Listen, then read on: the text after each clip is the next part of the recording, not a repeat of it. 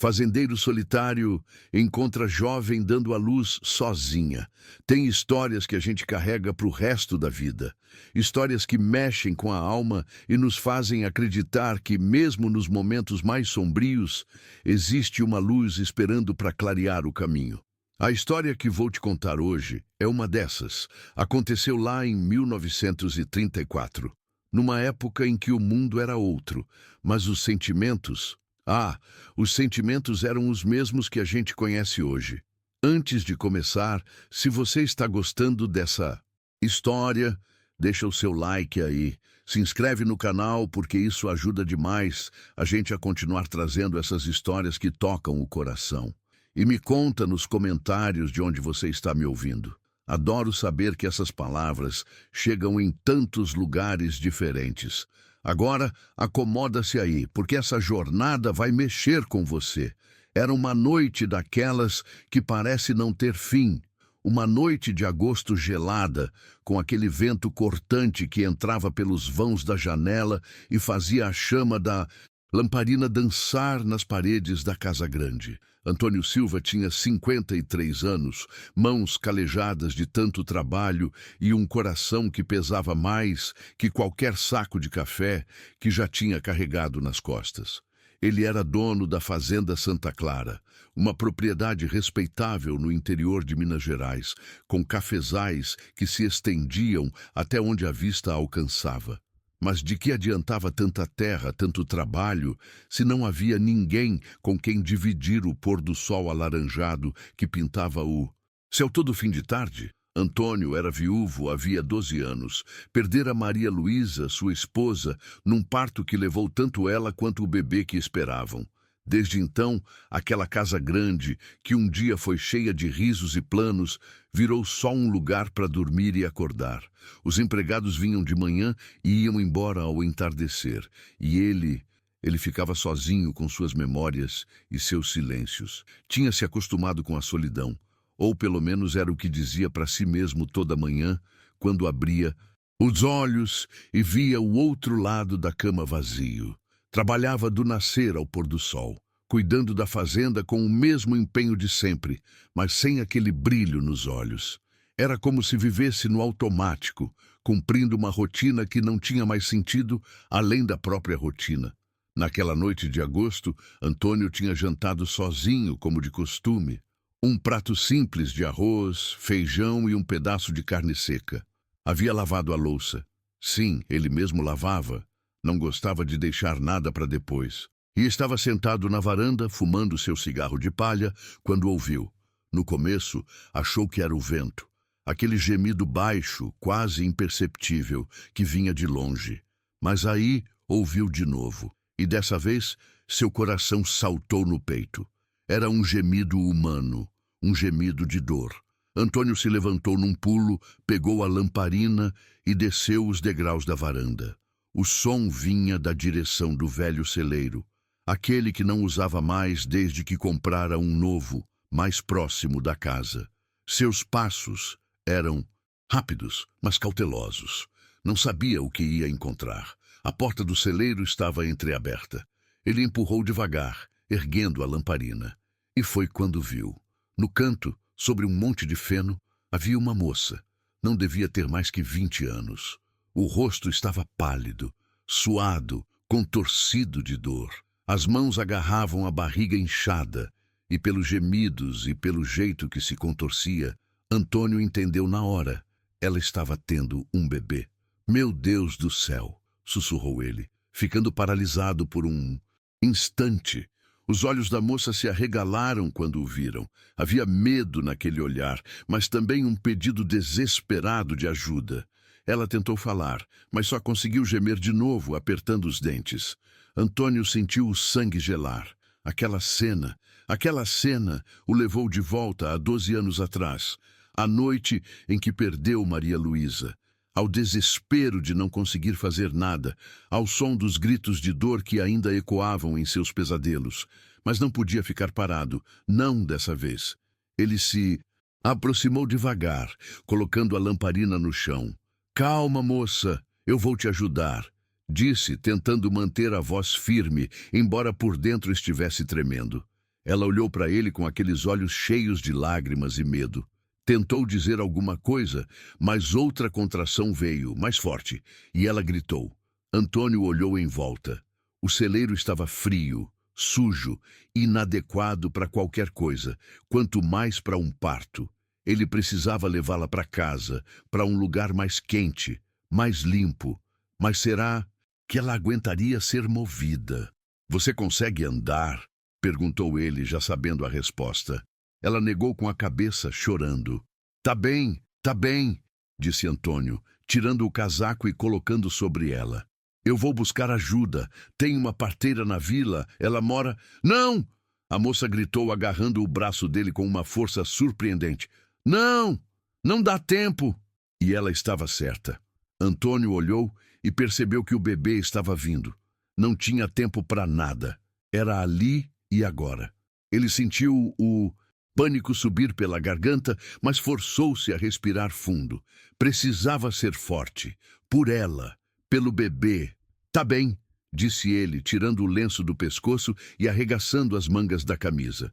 Tá bem, a gente vai fazer isso juntos. Você não tá sozinha. E naquele momento, algo mudou dentro de Antônio. Algo que estava adormecido há 12 anos começou a despertar. Não era só sobre ajudar uma desconhecida, era sobre ter uma segunda chance. Uma chance de fazer diferente. Uma chance de salvar uma vida ao invés de apenas assistir ela se apagar. Ele trabalhou como pôde, lembrando vagamente do que tinha visto na noite em que Maria Luísa deu à luz. A moça gritava, empurrava, chorava, e ele segurava a mão dela, dizia palavras de encorajamento, limpava o suor do rosto dela com o lenço. As horas pareciam se arrastar, o tempo parecia ter parado. Só existia aquele celeiro, aquela lamparina tremulando, aquela moça lutando pela vida dela e pela vida do bebê. E então, no meio daquela noite gelada de agosto, no velho celeiro abandonado da fazenda Santa Clara, nasceu uma criança. O choro do bebê ecoou pelas paredes de madeira, e Antônio sentiu as lágrimas escorrerem pelo rosto. Ele segurou aquela criaturinha minúscula, toda ensanguentada e perfeita, e a colocou no peito da mãe. A moça olhou para o filho com um misto de alívio, exaustão e amor puro. E então olhou para Antônio, e nos olhos dela havia gratidão. Uma gratidão que não cabia em palavras. Obrigada. Sussurrou. Ela, a voz fraca, mas cheia de emoção. Antônio apenas acenou com a cabeça, sem conseguir falar. Estava tremendo inteiro, da adrenalina, do frio, da emoção de ter ajudado a trazer uma vida ao mundo. Depois de ter certeza que mãe e bebê estavam bem, ele pegou mais cobertores da casa, fez uma cama mais confortável no feno, acendeu um pequeno foguinho numa lata para aquecer o ambiente. A moça estava fraca demais para ser movida. Então passariam a noite ali. Enquanto ela dormia com o bebê nos braços, Antônio ficou sentado ali perto, vigiando, protegendo. E pela primeira vez em 12 anos, não se sentiu sozinho. Não sabia quem era aquela moça. Não sabia de onde tinha vindo, nem por que estava sozinha. Mas naquela noite, Deus tinha colocado ela no caminho dele por algum motivo. E Antônio Silva, o fazendeiro solitário, que achava que sua vida tinha acabado há 12 anos, começou a sentir que talvez, apenas talvez, ainda houvesse um propósito para ele nesse mundo. O amanhecer estava chegando. E com ele viria respostas, viria histórias, viria uma reviravolta que Antônio jamais poderia imaginar. Mas, por enquanto, ali naquele celeiro, sob a luz fraca da lamparina que teimava em não se apagar, havia paz, havia vida, havia esperança. Os primeiros raios de sol entraram pelas frestas do celeiro como dedos dourados, querendo tocar a vida nova que tinha nascido ali. Antônio estava sentado encostado numa trave de madeira, meio acordado, meio dormindo, quando ouviu o bebê choramingar. Abriu os olhos de uma vez e viu a moça tentando se mexer, ainda fraca, tentando acalmar a criança. Ele se levantou num pulo, o corpo todo dolorido de ter passado a noite sentado naquela posição. Calma, calma, disse ele, chegando perto. Deixa eu te ajudar. A luz do dia permitia ver melhor agora. A moça tinha cabelos castanhos escuros, meio desgrenhados, e olhos verdes que pareciam carregar histórias demais para alguém tão jovem. Estava pálida, exausta, mas havia uma força nela, uma força que Antônio reconheceu. "Como você se chama?" perguntou ele, ajudando-a a se sentar melhor. "Helena", respondeu ela, a voz ainda rouca. "Helena dos Santos. E o bebê?" Ela olhou para o filho nos braços, e um sorriso pequeno, cansado, mas genuíno, apareceu no rosto dela. "Miguel, vou chamar ele de Miguel." Antônio assentiu. Miguel, nome de anjo, nome de guerreiro. "Helena, você precisa comer alguma coisa, recuperar as forças. Vou te levar para casa, preparar um café da manhã decente. Você consegue andar se eu te ajudar?" Ela hesitou e Antônio viu medo naquele olhar de novo. "Ninguém precisa saber que você está aqui", disse ele, entendendo. "Minha casa é só minha. Os empregados só chegam daqui a algumas horas. Você vai ficar num quarto, vai descansar, e quando estiver melhor, a gente conversa. Tá bom assim?" Helena olhou para ele por um longo momento, como se estivesse medindo se podia confiar. Então assentiu devagar, com cuidado. Antônio ajudou ela a se levantar. Enrolou o bebê em cobertores limpos que tinha buscado durante a noite e segurou Miguel nos braços enquanto Helena se apoiava nele. Os passos eram lentos, difíceis. Ela estava fraca, perdendo sangue ainda, precisando de cuidados. Quando chegaram na casa grande, Antônio a levou direto para o quarto de hóspedes, um cômodo que não era usado havia anos, mas que ele mantinha limpo por hábito. Ajudou Helena a deitar na cama, colocou Miguel ao lado dela e disse: "Descansa um pouco, vou preparar um chá e uma sopa. Você precisa se alimentar para poder amamentar o menino." Na cozinha, enquanto acendia o fogão a lenha e colocava água para ferver, Antônio sentiu algo estranho. A casa parecia diferente, menos vazia, menos morta. Havia vida ali agora, havia propósito. Ele preparou um chá de camomila com erva doce, uma sopa de galinha com legumes e pão fresco que tinha feito no dia anterior. Colocou tudo numa bandeja e levou para o quarto. Helena estava acordada, olhando para o bebê com aquela expressão que só mãe tem, aquele misto de amor absoluto e medo imenso de não ser suficiente. "Obrigada", disse ela quando Antônio entrou. "Obrigada por tudo. Eu não sei o que teria acontecido se o senhor não tivesse me encontrado." "Não precisa agradecer", respondeu ele, colocando a bandeja numa mesinha. "Come devagar, tá bem? E depois descansa mais." Ela começou a comer, e Antônio percebeu que estava com muita fome. Provavelmente não. Comia direito havia dias. Saiu do quarto para dar privacidade a ela e foi cuidar dos afazeres da manhã. Mas seus pensamentos continuavam ali, naquele quarto. Quem era Helena? Por que estava sozinha? Onde estava o pai da criança? As horas passaram. Os empregados chegaram e Antônio tratou de mantê-los longe da casa, dando ordens para trabalharem nos cafezais mais distantes. Por volta do meio-dia, ele voltou ao quarto com mais comida. Helena estava sentada na cama, amamentando Miguel. Havia algo tão sagrado naquela cena que Antônio quase se sentiu intruso. "Com licença", disse ele baixinho. "Entre, por favor", respondeu Helena. "Eu que preciso me desculpar por estar invadindo sua casa assim." "Você não está invadindo nada", disse Antônio, colocando a bandeja na mesinha. "Essa casa é grande demais para um homem sozinho. É bom ter companhia." Um silêncio confortável se instalou. Então Helena falou, a voz baixa: "O senhor quer saber minha história, não é?" Antônio se sentou numa cadeira perto da janela. "Só se você quiser contar, não precisa se sentir obrigada a nada." Ela olhou para a janela, para o céu azul lá fora e começou a falar. "Eu morava em São Paulo com meus pais. Meu pai era carpinteiro, minha mãe costureira. A gente não tinha muito, mas tinha amor. Era o suficiente." Ela fez uma pausa, ajeitando Miguel nos braços. "Conheci João no começo do ano passado. Ele era pedreiro, trabalhava numa obra perto da nossa casa. Era bonito, educado, me tratava como se eu fosse a única mulher no mundo. Eu me apaixonei rápido demais, jovem demais, boba demais. Antônio ouviu em silêncio, respeitando o ritmo dela. Quando descobri que estava esperando, fiquei feliz. Achei que a gente ia casar, que ia construir uma família. Mas João sumiu, da noite para o dia, simplesmente desapareceu. Descobri depois que tinha mulher e filho em outra cidade. Eu era só uma diversão para ele. As lágrimas começaram a escorrer pelo rosto de Helena. Quando meus pais descobriram, foi terrível. Meu pai me chamou de vergonha da família. Minha mãe chorou dias seguidos. Eles me deram um ultimato. Ou eu me livrava do bebê, ou eu saía de casa. E eu não conseguia fazer isso. Não conseguia tirar essa vida de dentro de mim. Então saí. Meu Deus, sussurrou Antônio, sentindo o coração apertar.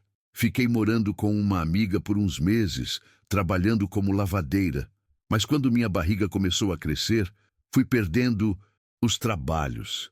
As pessoas olhavam para mim com tanto desprezo, como se eu fosse suja, impura. Minha amiga acabou me pedindo para sair também. Tinha medo do que os vizinhos iam pensar. Helena limpou as lágrimas com as costas da mão. Juntei o pouco dinheiro que tinha e comprei uma passagem de trem. Não sabia para onde ia, só queria ir para longe. Desci numa cidadezinha aqui perto, mas não tinha onde ficar.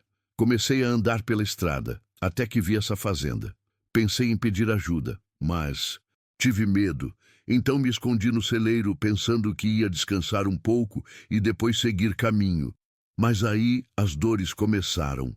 Ela olhou para Antônio, os olhos cheios de gratidão. Se o senhor não tivesse me encontrado, eu teria morrido ali. Eu e o Miguel. Antônio sentiu um nó na garganta. Aquela história mexeu com ele de um jeito que não esperava. Via nela a dor, o abandono, o julgamento cruel de um mundo que não perdoava os erros de uma mulher. Helena, disse ele, a voz firme, mas gentil, você não é vergonha de ninguém. Você é uma mulher corajosa que escolheu proteger seu filho. Isso é honra, isso é força. Ela olhou para ele surpresa, como se não estivesse acostumada a ouvir palavras gentis. Você pode ficar aqui o tempo que precisar, continuou Antônio. Até se recuperar, até decidir o que quer fazer. Não vou te julgar, e não vou deixar ninguém te julgar. Mas o senhor nem me conhece, disse Helena confusa. Por que faria isso por mim? Antônio olhou para a janela, para as terras que se estendiam lá fora, e depois de volta para ela. Porque eu sei como é perder alguém, sei como é ficar sozinho. E sei que às vezes Deus coloca pessoas no nosso caminho por um motivo. Você apareceu aqui na minha fazenda, no meio da noite, precisando de ajuda, e eu precisava me sentir útil de novo. Precisava sentir que minha vida ainda tinha algum sentido. Foi a vez de Helena ficar em silêncio, absorvendo aquelas palavras. Além do mais, disse Antônio, tentando aliviar o clima, essa casa está precisando de vida. Faz tempo que não ouço o choro de bebê por aqui. Vai ser bom. Helena sorriu pela primeira vez desde que chegara. Um sorriso pequeno, tímido, mas verdadeiro. Nos dias que se seguiram, uma rotina estranha, mas reconfortante, se instalou na fazenda Santa Clara. Helena se recuperava devagar, cuidando de Miguel com todo o amor que uma mãe pode ter. Antônio mantinha os empregados longe da casa, inventando desculpas, e ele mesmo cuidava das refeições e dos cuidados básicos. Conversavam durante as refeições. Helena falava da vida em São Paulo, das coisas que sentia falta, dos sonhos que tinha antes de tudo desmoronar. Antônio falava da fazenda, de Maria Luísa, da dor que carregava há tantos anos. E algo bonito começou a acontecer. Algo sutil, mas real. Dois corações solitários começaram a se curar na companhia um do outro. Antônio via em Helena a filha que nunca teve. Helena via em Antônio o pai que a tinha rejeitado, mas que agora se materializava na forma de bondade e acolhimento. E Miguel, o pequeno Miguel, trazia uma alegria para aquela casa que há muito tempo não se via. Antônio começou a sorrir de novo. Acordava de manhã com um propósito diferente. Não era só trabalhar e esperar a noite chegar. Era cuidar, proteger, ser parte de algo maior que ele mesmo. Helena também mudou. A vergonha que carregava começou a diminuir. O medo deu lugar à esperança. Ela começou a acreditar que, talvez, só talvez, pudesse recomeçar. Mas a paz que se instalara era frágil, porque segredos não ficam escondidos para sempre. E o mundo lá fora não tinha parado. Pessoas falavam, pessoas perguntavam, e cedo ou tarde alguém ia descobrir que na fazenda Santa Clara havia uma moça com um bebê recém-nascido. E quando isso acontecesse, tudo mudaria. Tudo seria colocado à prova. O refúgio que tinham encontrado seria ameaçado. Mas por enquanto, naqueles dias de final de agosto, havia apenas paz. Havia apenas 3 almas solitárias que se encontraram no momento certo e começaram a construir algo que nenhum deles sabia ainda o que era. Era família, era amizade, era destino. Talvez fosse tudo isso junto. Talvez fosse simplesmente amor.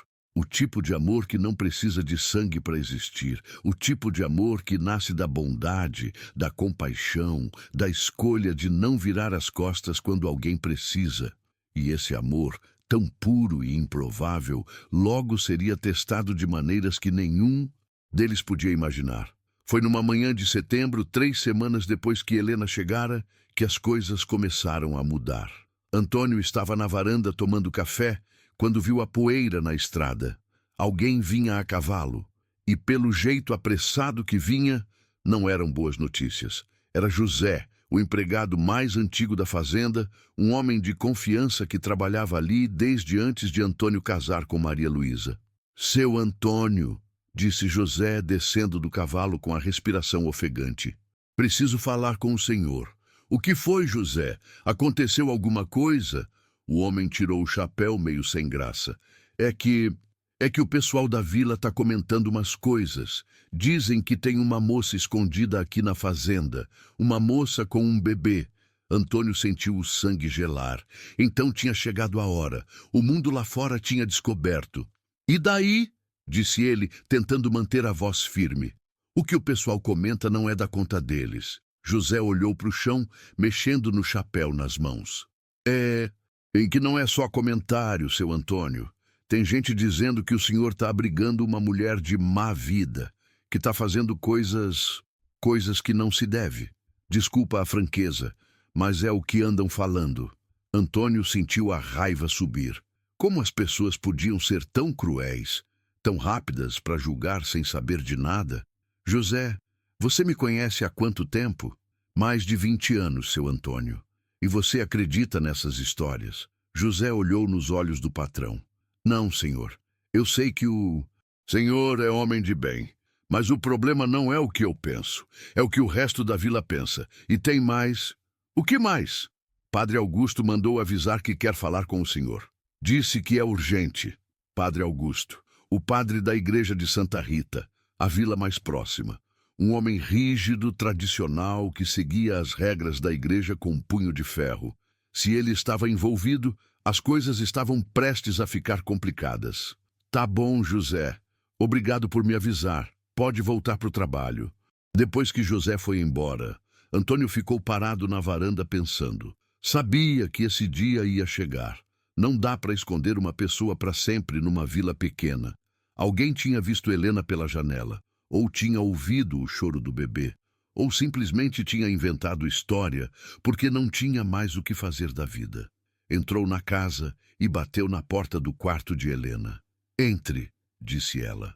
Estava sentada na cadeira de balanço que Antônio tinha colocado ali, amamentando Miguel.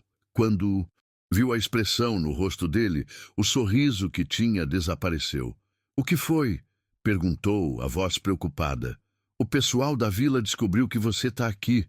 Estão falando coisas ruins. E o padre quer falar comigo. Helena empalideceu. Abraçou Miguel com mais força. Eu sabia, sussurrou ela. Eu sabia que isso ia acontecer. Eu vou embora. Vou embora hoje mesmo e... Não, disse Antônio, firme. Você não vai a lugar nenhum. Você ainda está se recuperando. O menino é muito... pequeno. Vocês não têm para onde ir. Mas o senhor vai ter problemas por minha causa. Vão manchar sua reputação, vão... Helena, eu sou um homem de 53 anos. Minha reputação já está feita. O que as pessoas pensam de mim não muda quem eu sou. E você... você não fez nada de errado. Não vou deixar você ir embora por causa de fofoca. Mas e o padre? Antônio respirou fundo. Vou falar com ele. Vou explicar a situação. O padre Augusto é um homem de Deus no fim das contas. Tem que entender caridade cristã. Mas no fundo, Antônio não tinha tanta certeza disso. No dia seguinte, ele foi até a vila. A igreja de Santa Rita ficava no centro, uma construção simples, mas bonita, com suas paredes brancas e o sino no alto.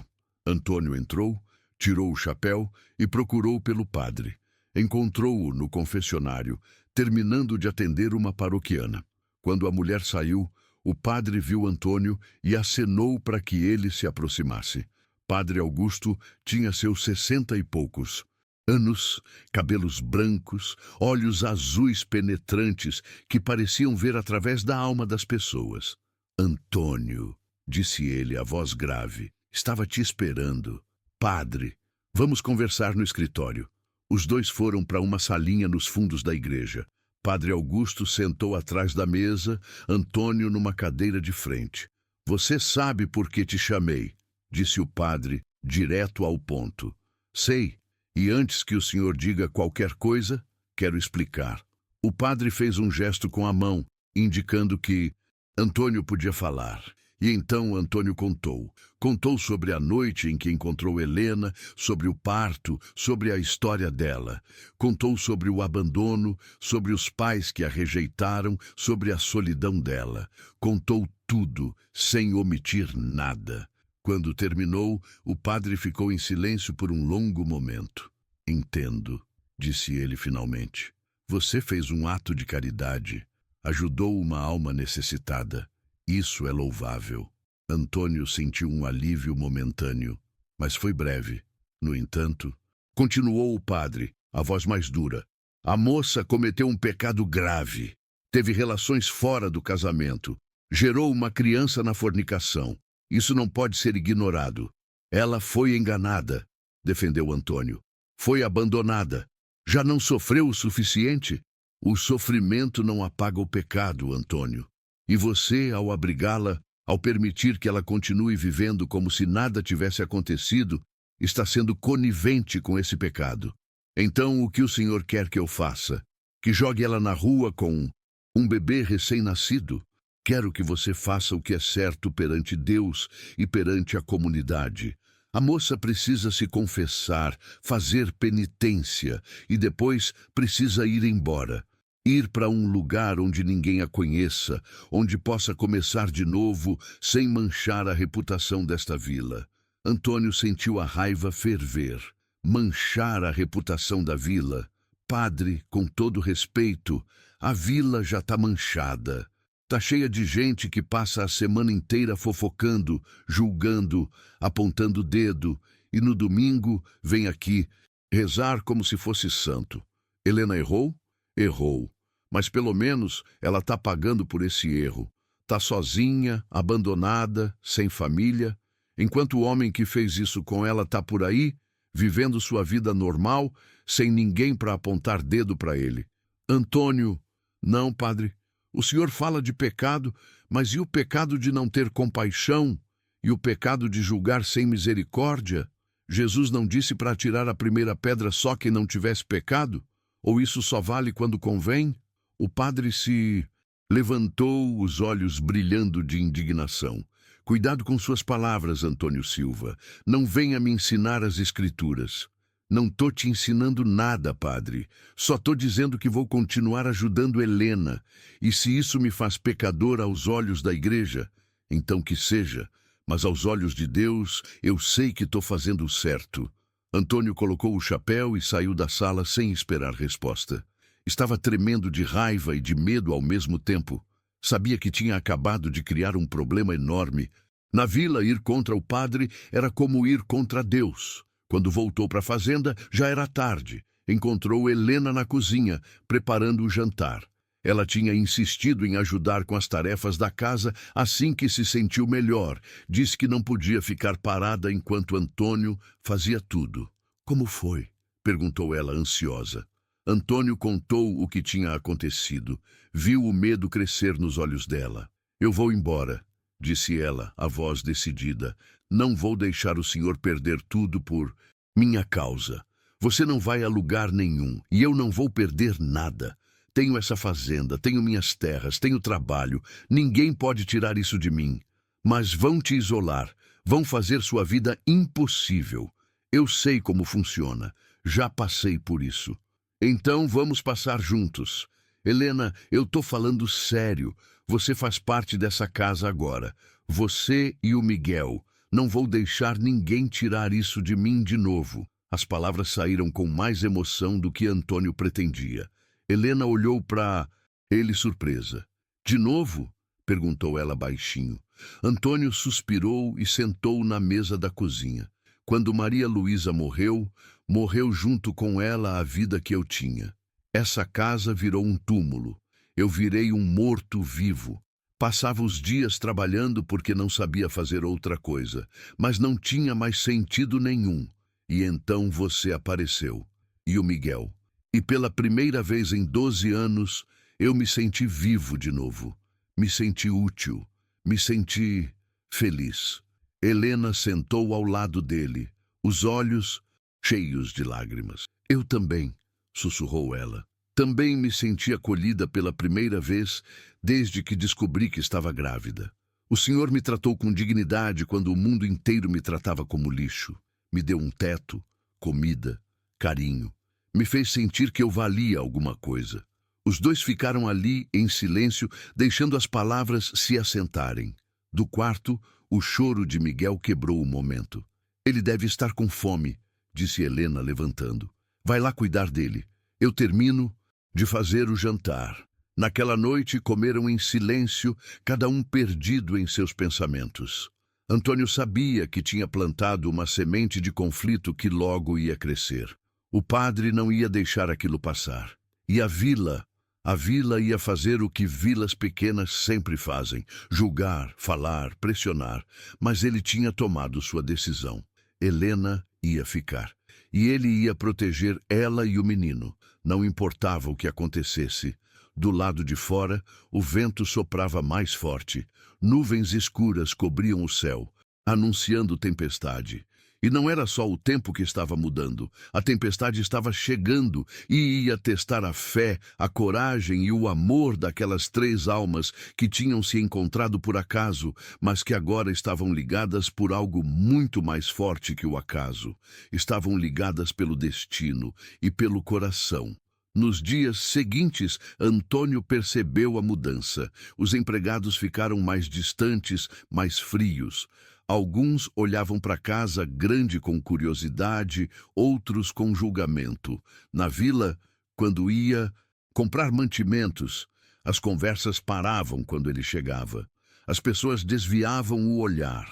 Algumas cumprimentavam apenas por educação, mas sem calor. José foi até ele numa tarde. Seu Antônio, tô preocupado. Os outros empregados estão falando em ir embora. Dizem que não querem trabalhar numa fazenda que abriga... Bem, o senhor sabe. E você, José, também vai embora? O homem ficou em silêncio. Depois suspirou. Não, senhor. Eu fico. Mas preciso que o senhor saiba que vai ficar difícil. Muito difícil. Antônio agradeceu com um aceno de cabeça. Sabia que José estava certo, mas não importava. Tinha feito sua escolha. Naquela noite, quando estava deitado na cama tentando dormir, ouviu um barulho vindo do quarto de Helena. Era choro. Um choro abafado, contido, de alguém tentando não fazer barulho. Levantou, colocou o roupão e bateu na porta dela. Helena? O choro parou por um instante. Entre, disse ela, a voz embargada. Ela estava sentada na cama segurando Miguel, que dormia tranquilo. As lágrimas escorriam pelo rosto dela. "O que foi?" perguntou Antônio, preocupado. "Eu tô destruindo sua vida", soluçou ela. "Tô trazendo problemas, fazendo você perder amigos, respeito. Eu deveria ter morrido naquele celeiro. Teria sido melhor para todo mundo." "Não fala assim", disse Antônio, sentando na beira da cama. "Nunca mais fala assim. Mas é verdade. Eu sou uma maldição. Tudo que eu toco vira desgraça." Antônio pegou a mão dela, segurando com firmeza. "Você não é maldição. Você é bênção. Você trouxe vida para essa casa. Trouxe sentido para os meus dias. E o Miguel, esse menino é puro, inocente, perfeito. Como pode algo tão lindo ser maldição?" Helena olhou para ele, as lágrimas ainda caindo. "Porque o senhor é tão bom comigo. Porque eu sei o que é perder tudo. Sei o que é ficar sozinho. E sei que quando Deus nos dá uma segunda chance, a gente não pode desperdiçar. Você é minha segunda chance, Helena. Você e o Miguel." Ela se inclinou e apoiou a cabeça no ombro dele, chorando. E Antônio a abraçou, como um pai abraça uma filha. E ali, naquele quarto iluminado apenas pela lamparina, duas almas machucadas encontraram consolo uma na outra. Mas lá fora, no escuro da noite, a tempestade se aproximava. E logo, muito logo, tudo seria testado de maneiras inimagináveis. Foi numa manhã de domingo que tudo desmoronou. Antônio acordou com o som de vozes lá fora. Muitas vozes. Olhou pela janela e sentiu o coração afundar. Havia pelo menos 20 pessoas na frente da casa. E à frente delas, vestido com sua batina preta, estava o padre Augusto. Antônio se vestiu rápido e desceu. Antes de sair, passou pelo quarto de Helena. "Fique aqui dentro", disse ele, a voz tensa. "Não importa o que acontecer, não saia." Ela estava pálida, segurando Miguel contra o peito. "Antônio, vai ficar tudo bem, eu prometo." Mas quando saiu na varanda e viu os rostos daquela multidão, não teve tanta certeza disso. O padre Augusto deu um passo à frente.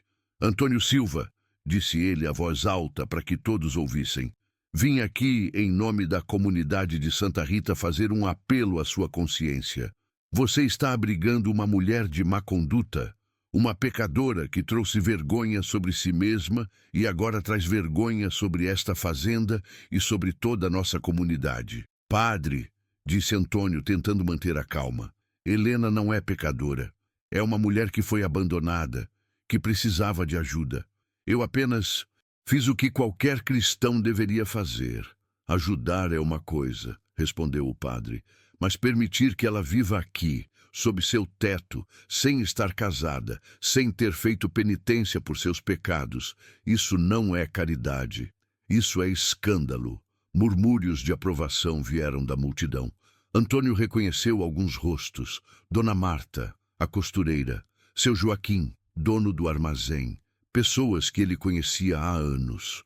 Pessoas que agora o olhavam como se fosse um estranho. "O que vocês querem?" perguntou. "Antônio, queremos que você faça o certo", disse o padre. "Mande essa mulher embora. Ela não pertence aqui. Ela vai contaminar nossa comunidade com sua imoralidade." "Contaminar?" A voz de Antônio subiu. "Que tipo de cristão fala assim? Onde está a compaixão? Onde está o perdão que Jesus pregava?" "Jesus perdoava os pecadores", respondeu o padre, "mas eles precisavam se arrepender primeiro. Precisavam admitir seus erros e mudar de vida. Essa moça fez isso? Ela se confessou? Ela fez penitência?" Antes que Antônio pudesse responder, a porta da casa se abriu. Helena saiu com Miguel nos braços. Estava tremendo, mas havia determinação nos olhos dela. "Não", disse Antônio, virando-se para ela. "Volta para dentro." "Não", disse Helena, a voz firme apesar do medo. "Não vou deixar o senhor enfrentar isso sozinho. É sobre mim. Eu preciso estar aqui." Ela desceu os degraus da varanda e ficou ao lado de Antônio.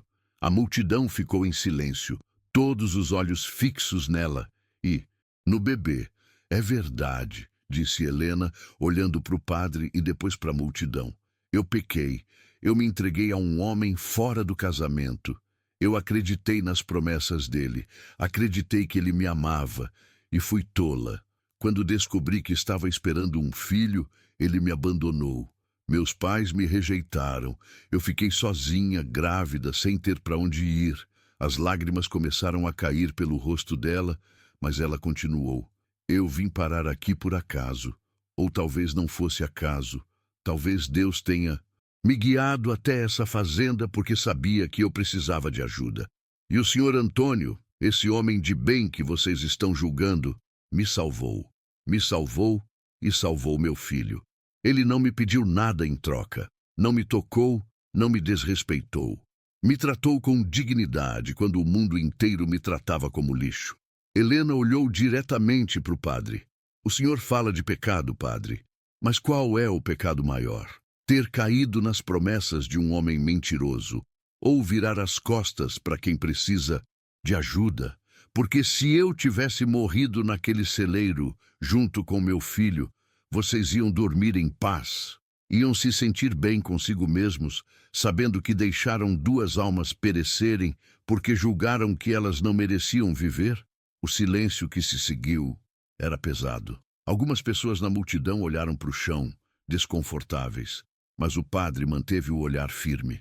Palavras bonitas, disse ele, mas não mudam os fatos. Você cometeu um pecado grave e agora precisa pagar por ele.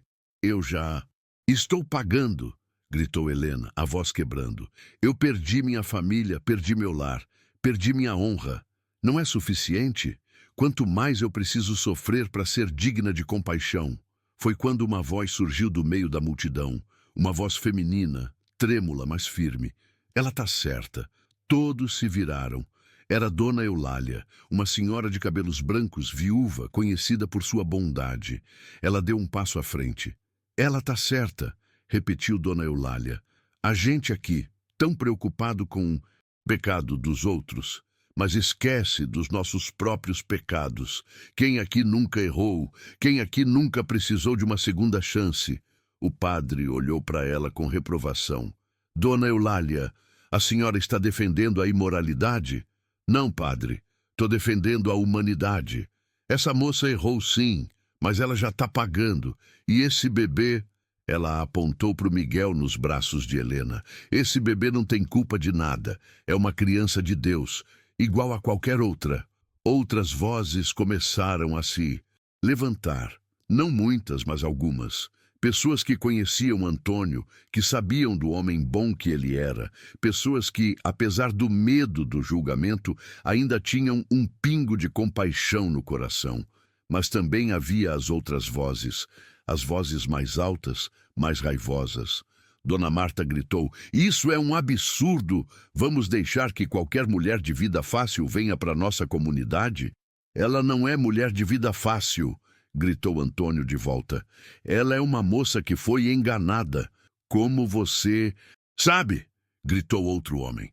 Como você sabe que ela não está mentindo? Que não inventou essa história toda para conseguir um teto e comida? Antônio sentiu a raiva explodir dentro dele. Porque eu estava lá. Eu ajudei ela a dar à luz no meu celeiro, no meio da noite, sozinha, com medo de morrer. Vocês acham que alguém inventaria uma história dessas? A discussão estava ficando cada vez mais acalorada. Pessoas gritavam de um lado e do outro. O padre tentava manter a ordem, mas estava perdendo o controle da situação. Foi quando aconteceu. Um homem na multidão, Antônio não conseguiu ver quem era, jogou uma pedra. Ela passou zunindo perto da cabeça de Helena e acertou a parede da casa com um baque surdo.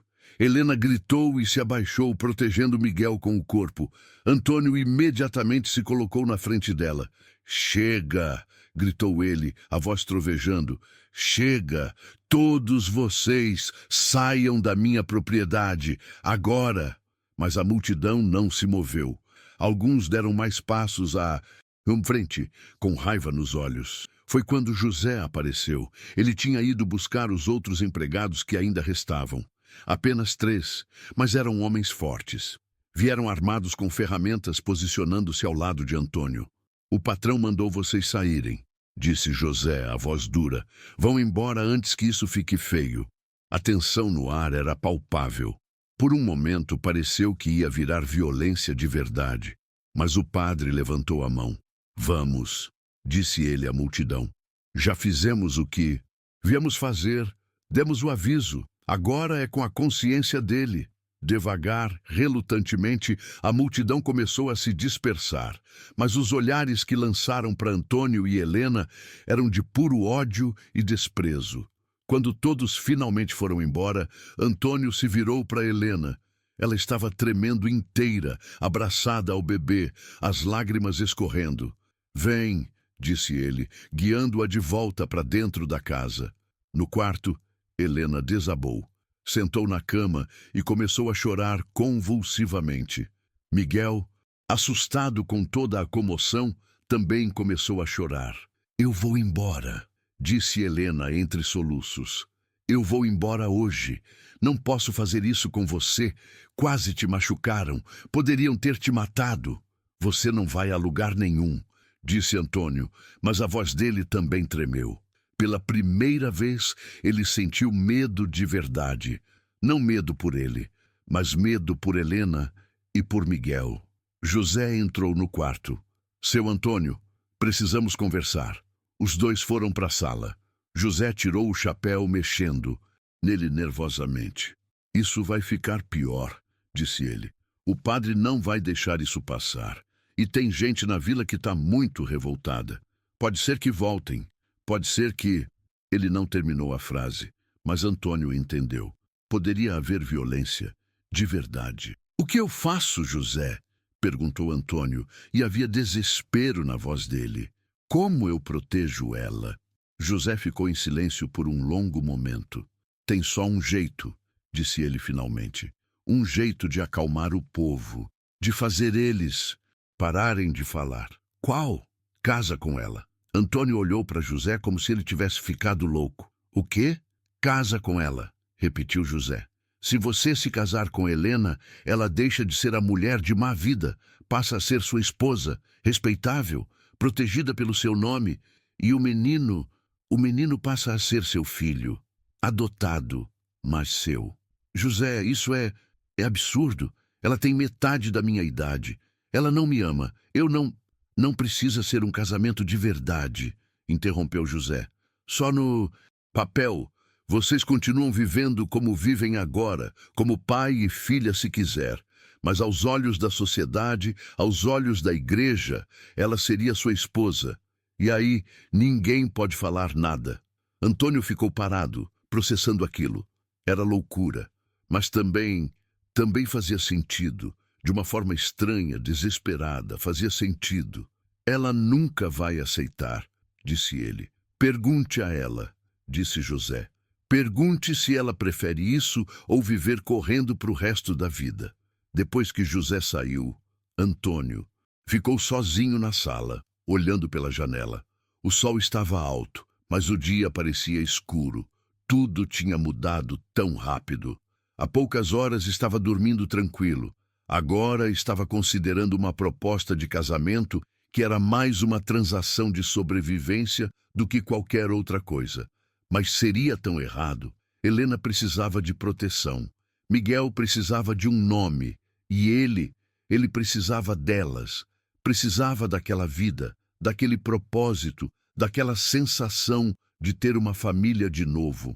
Não seria um casamento de amor, mas seria um casamento de necessidade, de compaixão, de escolha. E talvez, apenas talvez, isso fosse suficiente. Com o coração acelerado, Antônio foi até o quarto de Helena. Ela estava deitada na cama, com Miguel dormindo ao lado. Os olhos dela estavam vermelhos de tanto chorar. Helena, disse ele, a voz baixa, preciso falar com você sobre uma solução para tudo isso. Ela o olhou, esperançosa e ao mesmo tempo assustada. E então Antônio disse as palavras que mudariam tudo. Casa comigo. O silêncio que se seguiu foi ensurdecedor. Helena o encarou, os olhos arregalados, a boca entreaberta. Por um longo momento, nenhum dos dois disse nada. E então, lentamente, Helena começou a chorar de novo. Mas dessa vez eram lágrimas diferentes, lágrimas de alívio, de esperança, de gratidão.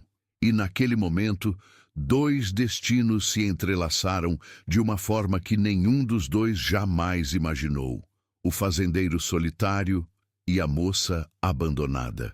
Unidos não pelo amor romântico, mas por algo talvez mais forte, pela necessidade, pela compaixão e pela escolha de ficarem juntos num mundo que tentava separá-los. A tempestade tinha chegado, e a única maneira de sobreviver era enfrentá-la juntos.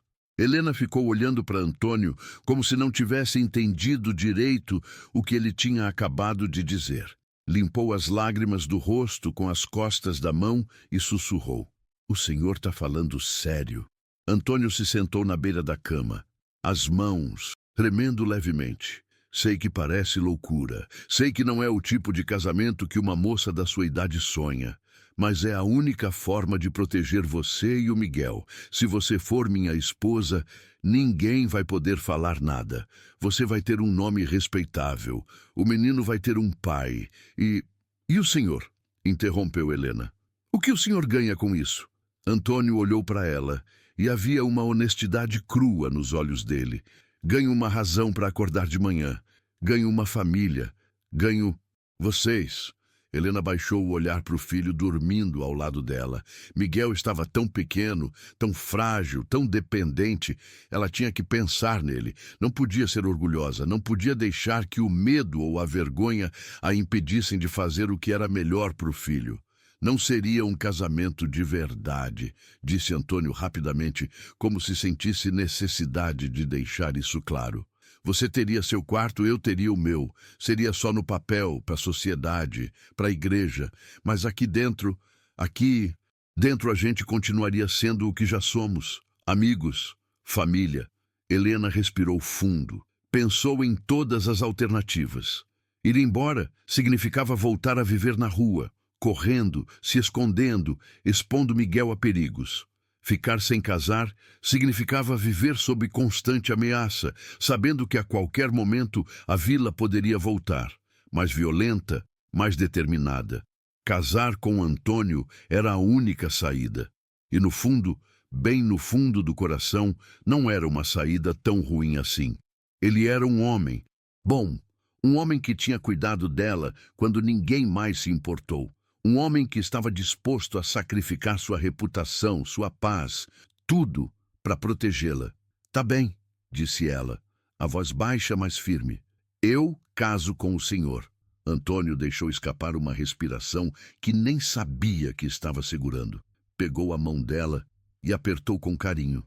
"Obrigado", disse ele. "Prometo que não vai se arrepender." Nos dias que se seguiram, tudo aconteceu rápido. Antônio foi até a vila e conversou com o padre Augusto. A conversa foi tensa, mas no fim, o padre concordou em realizar a cerimônia. Afinal, um casamento era exatamente o que ele tinha exigido, uma forma de corrigir o pecado. O casamento foi marcado para uma semana depois, numa quinta-feira de manhã. Não haveria festa, não haveria convidados além de José e Dona Eulália como testemunhas. Seria simples, rápido, funcional. Na noite anterior ao casamento, Helena estava no quarto arrumando o vestido que Dona Eulália tinha emprestado. Era um vestido azul claro, simples, mas bonito. Antônio bateu na porta. "Posso entrar?" "Pode." Ele entrou, segurando uma pequena caixa. "Era da Maria Luísa", disse ele, abrindo a caixa. Dentro havia uma aliança de ouro simples. "Sei que esse casamento não é convencional, mas acho que ela gostaria que você usasse. Ela era uma mulher de bom coração. Teria feito o mesmo que eu estou fazendo." Helena pegou a aliança com mãos trêmulas. Sentia o peso daquilo. Não era só uma aliança. Era um símbolo, uma responsabilidade, um compromisso. "Vou honrar ela", disse Helena. "Vou honrar essa aliança e essa casa." "Eu sei", disse Antônio, sorrindo. No dia seguinte, eles foram até a igreja. Era cedo. O sol mal tinha nascido. O padre Augusto os esperava com aquela expressão séria de sempre. José e Dona Eulália estavam lá, e mais ninguém. A igreja estava vazia, silenciosa, quase melancólica. A cerimônia foi breve. As palavras tradicionais foram ditas, as alianças trocadas, e quando o padre disse podem se beijar, houve um momento de hesitação. Antônio e Helena se entreolharam, e então ele se inclinou e deu um beijo casto na testa dela. Simples, respeitoso, paternal, e pronto. Helena dos Santos agora era Helena Silva, e Miguel, aquele bebezinho que tinha nascido num celeiro, agora tinha um sobrenome, tinha um pai, tinha uma família. Quando voltaram para a fazenda, Helena sentiu algo diferente. Aquela casa não era mais um refúgio temporário, era seu lar, de verdade. Ela tinha o direito de estar ali. Tinha o nome, o papel, a proteção. Os primeiros meses foram de ajuste. A vila demorou a aceitar, mas aos poucos a fofoca diminuiu. Algumas pessoas ainda olhavam torto, ainda sussurravam quando Helena passava, mas não podiam dizer nada. Ela era agora a senhora Silva, esposa do fazendeiro respeitável. E o padre Augusto, por mais que não aprovasse completamente, tinha que respeitar o sacramento do casamento. Helena assumiu as tarefas da casa com dedicação. Cozinhava, limpava, cuidava das roupas de Antônio, das roupas dela, das fraldas de Miguel. Fazia questão de ser útil, de mostrar que não era peso, que era parte ativa daquela família. E Antônio florescia. Voltou a sorrir com frequência. Voltou a ter luz nos olhos. Quando chegava dos campos no fim da tarde, não vinha mais para casa vazia. Vinha para cheiro de comida sendo preparada, para som de Helena cantarolando na cozinha, para gargalhada de Miguel, que crescia rápido demais. Sim, Miguel crescia. Aos 6 meses, já tentava sentar sozinho. Aos 8, engatinhava pela casa toda, deixando Antônio e Helena de cabelo em pé, correndo atrás dele. E quando fez 1 ano, deu seus primeiros passinhos bambos, e a primeira palavra que disse foi papai, olhando direto para o Antônio. Naquele momento, Antônio chorou. Chorou como não chorava desde a morte de Maria Luísa.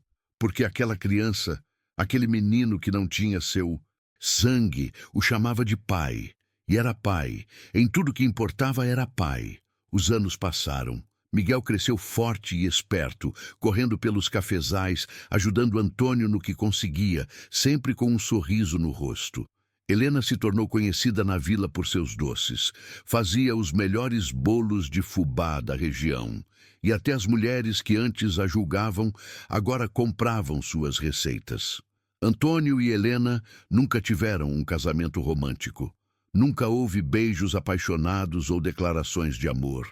Mas havia carinho, havia respeito, havia cumplicidade. Jantavam juntos toda noite, conversavam sobre o dia, riam de histórias bobas, faziam planos para o futuro de Miguel. De noite, cada um ia para o seu quarto. Mas sempre, sempre antes de dormir, Antônio batia na porta de Helena para dar boa noite. E ela sempre respondia: "Durma bem, Antônio, e obrigada por tudo." Houve momentos difíceis, claro. Houve anos de seca que quase quebraram a fazenda. Houve doenças, houve sustos com Miguel quando ele era pequeno e pegou febre alta.